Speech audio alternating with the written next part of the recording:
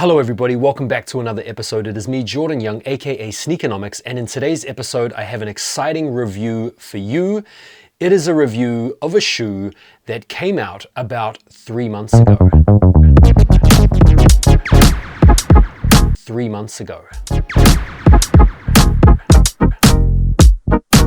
That's right, you heard that correctly. This review is about a shoe that has been and gone, and to a certain extent been forgotten about.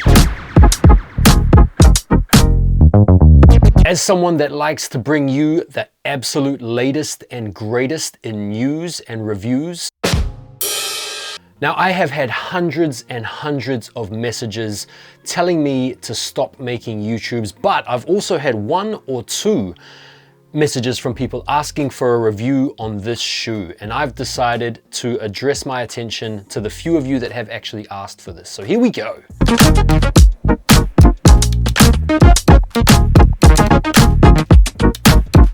If you're new to the channel, or maybe you've happened across this piece of amazing content by accident, feel free to not go anywhere too quickly. Make up your mind in good time whether or not you would like to subscribe. But to everybody that has subscribed in recent times, I just want to say thank you very much.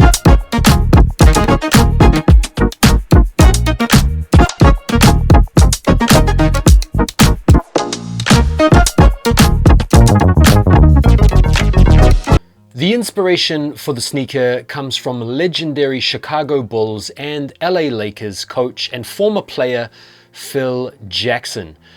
The design of the sneaker is inspired by Phil Jackson's mindfulness approach with regard to coaching.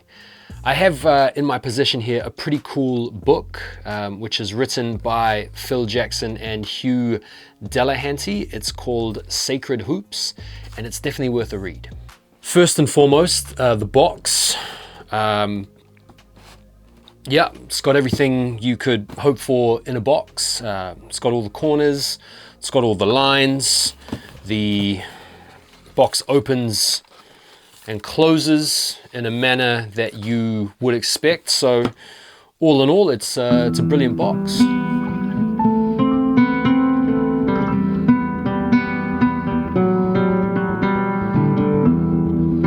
What's kind of interesting about the box is that it's actually the exact same box that is used for the black canvas. As for the sneakers, you've got the paper, you've got the galaxy prints on the lining on the inside, and here we go.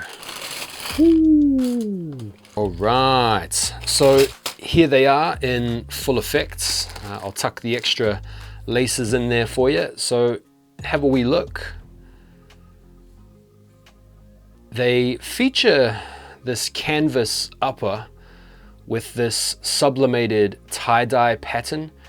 Other features on the sneaker include the translucent wings, as well as a translucent heel tab on the back, and the eyelets on the forefoot. You've got a nice bit of contrast in the sneaker with the black laces, the black netting, as well as the black liner, and then the black that features along the midsole and the rear of the outsole, as well as the toe box. As mentioned, you've got the extra laces. These are kind of like on a similar purpley, I don't know, magenta. I don't know if it's magenta. I actually copped this sneaker for retail in store. These were sitting, and for that reason, this sneaker kind of signified to me a bit of a changing in the sneaker climate.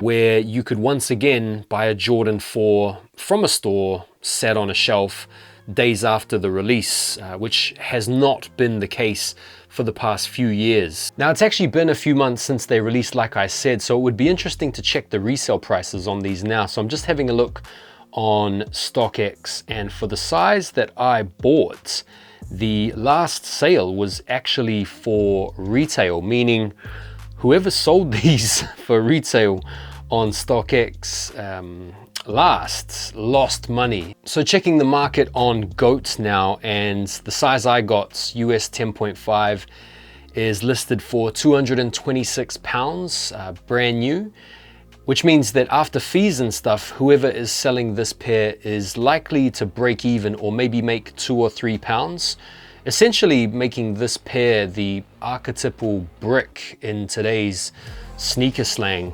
What cracks me up about goats, and you guys might have noticed this as well, is that quite often on goats, with certain pairs, the price for brand new is often cheaper than the used pairs, which just cracks me up. Why is it that people can pick these up for retail if you really wanted to?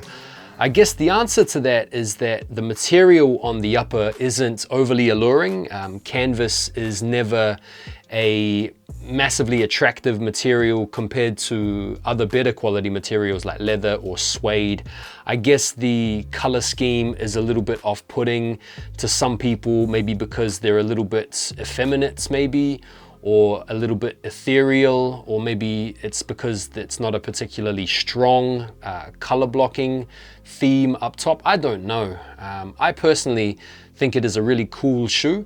I think it's more of a summer type of shoe. So that's today's sneaker review, the Phil Jackson inspired Zen Master, or the Amethyst Wave 4s. It's about 3 months late, but I hope you enjoyed the review nonetheless. And honestly, it's one of those sneakers that if you were in the market for a pair, what a great opportunity to be able to buy them for retail or under 3 months later. If there wasn't a better sign of the sneaker market waning than those, then I don't know what else could be better.